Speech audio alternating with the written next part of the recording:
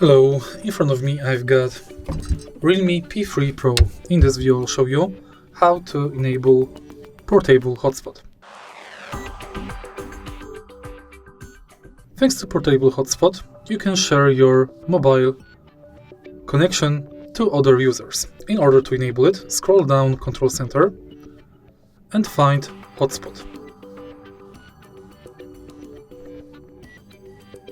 Press and hold on the icon to enter hotspot settings.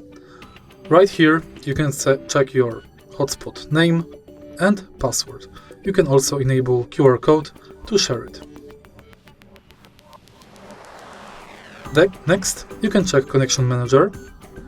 You can enable block list, manage device connection limit, and set data usage limit. Switch this button off to disable hotspot. If you find this video helpful, please leave like, comment and subscribe.